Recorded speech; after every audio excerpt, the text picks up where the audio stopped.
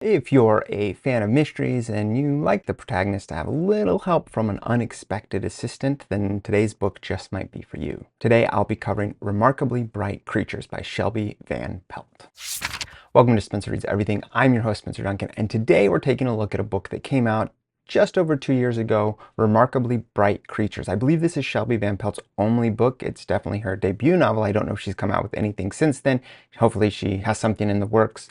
And this is a novel that is essentially a mystery, although it has a few things that make it a little distinct. So just to give you a little synopsis of this novel, the main character is Tova Sullivan, and she is a janitor at a local aquarium. And you find out that she picked up doing the janitorial work after her husband passed away. You're not totally sure if she has enough money or not. You get the impression that this is something that she's doing mostly just to keep herself busy, and it has nothing to do with whether she needs the resources. The house she lives in is a decent house, and it's long since been paid for. Her father actually built it, so presumably she owns it outright. And they live in a small town in Washington somewhere on the Puget Sound. And the first big surprise that you find out in this book is that in addition to Tova being one of the main protagonists, there is another protagonist. It's actually the only character in the book that gets their own distinct voice. Everything else is being told from third person, and this individual is actually being told from first person, and that is a giant Pacific octopus named Marcellus. If you know anything about octopuses, you know that they are known for being incredibly intelligent, and Marcellus is exceptionally intelligent, and he gets to know Tova very well because he is frequently trying to escape from his tank. He usually goes to other tanks and feasts on stuff that he's not supposed to be eating, and in some cases he is actually trying to escape, or at least that seems to be one of his objectives, and he actually entitles his sections such and such day in captivity. You also discover that he has an incredible ability to read people, to interpret what all's going on. So his interaction with Tova is far more complicated than even Tova realizes, or anyone else. That's the distinctive feature of this book. Tova, who's around 70 and has recently lost her husband, you find out that she had lost her son about 30 years before in some kind of accident that she is still not totally sure what happened. The police eventually ruled it as a suicide, even though that didn't seem likely to her. And she is still very curious about what exactly happened to him. They never found the body. He went sailing and the boat came back and nobody was on it. So that is the big mystery to her life. And that is also the mystery that Marcellus is going to try and help her solve.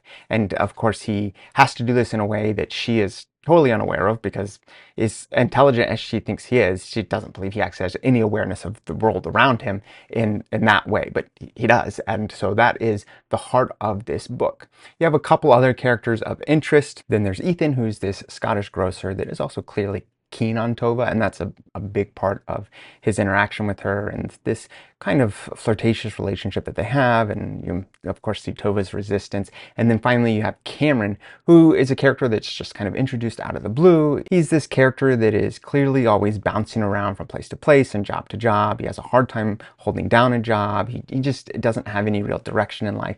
And Cameron is eventually going to make his way to this small town, and he will eventually start to interact with all these individuals. And those are all your main characters. There's of course a couple others, but that is the gist of this book. The big mystery that you're trying to solve is what happened to Tova's son. At least that is presumably the big mystery. You will have other things that come along that you're trying to figure out and resolve. Cameron is also trying to figure some things out. He's just trying to sort out his life.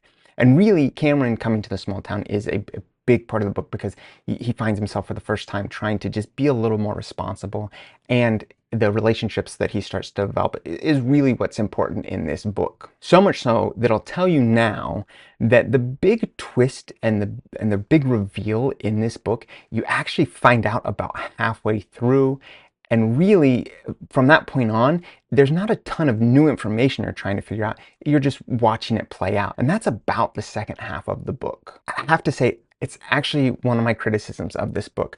I enjoyed it for the most part. I thought that this was a little experimental, having one of the characters being an octopus, and even having that character in the book and giving him a thought process and explaining what he knows and how he knows it, all of that. I thought that was interesting, and I thought it was something that's clearly distinctive of this book. However, I do think that the pacing is a bit problematic when you find out the big twist about halfway through, and from there on, you're just watching stuff play out. And it's some of it is interesting, some of it's a bit frustrating. frustrating to see it unfold, but that's the structure of this book. Also, another slight criticism I would have is that I do think that the dialogue is a little stilted at times. There's times where the author's trying to write a flirtatious engagement between people, and it's just a little harder to believe it. And I realize that that is probably a very challenging element of writing dialogue, but as a whole, I would say that would be one of its other shortcomings. So who would I recommend this book for?